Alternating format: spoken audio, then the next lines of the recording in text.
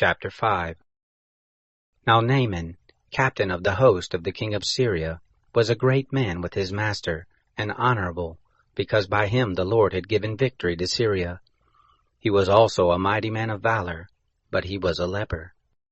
The Syrians had gone out in bands, and had brought away captive out of the land of Israel a little maiden, and she waited on Naaman's wife.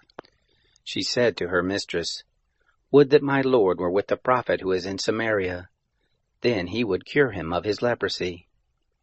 One went in and told his lord, saying, "Thus and thus said the maiden who is of the land of Israel." The king of Syria said, "Go, and I will send a letter to the king of Israel." He departed and took with him 10 talents of silver, and 6,000 pieces of gold, and 10 changes of clothing.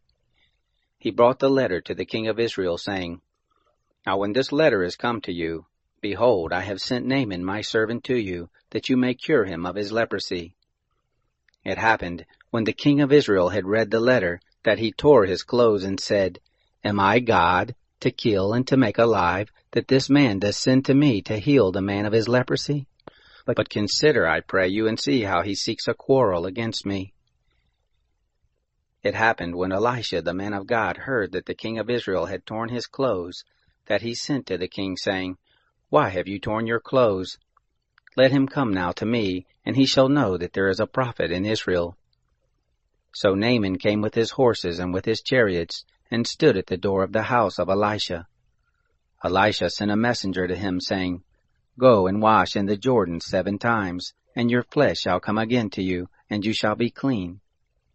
But Naaman was angry, and went away, and said, "Behold, I thought he will surely come out to me and stand, and call on the name of the Lord his God, and wave his hand over the place and heal the leper. Aren't Abana and Pharpar, the rivers of Damascus, better than all the waters of Israel, that I may not wash in them and be clean?" So he turned and went away in a rage. His servants came near and spoke to him and said, "My father, if the prophet had told you to do something great, wouldn't you have done it? How much more then when he says to you, 'Wash and be clean'?"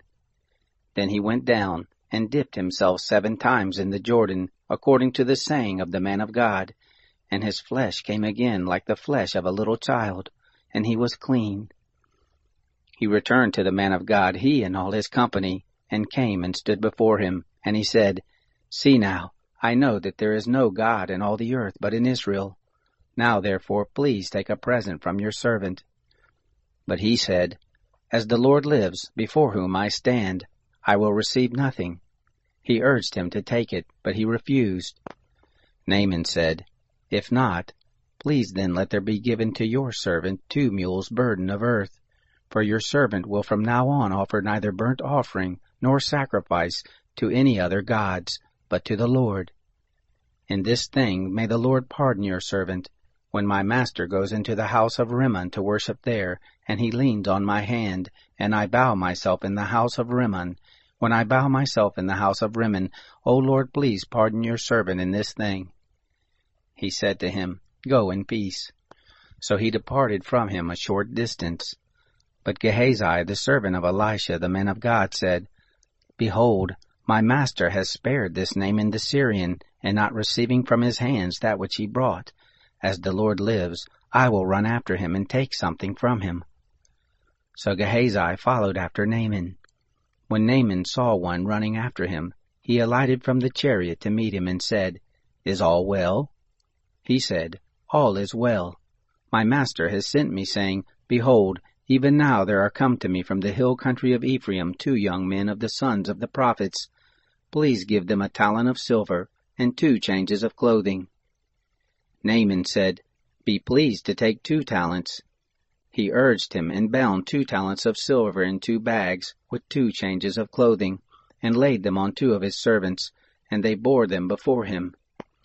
When he came to the hill, he took them from their hand and put them in his house, and he let the men go, and they departed. But he went in and stood before his master. Elisha said to him, "Where are you coming from, Gehazi?" He answered, "Your servant went nowhere." He said to him, "Didn't my heart go with you, when the man turned from his chariot to meet you? Is it a time to receive money, and to receive garments, and olive groves and vineyards, and sheep and oxen, and men servants and maid servants? The leprosy therefore of Naaman shall cleave to you, and to your seed forever. He went out from his presence a leper as white as snow,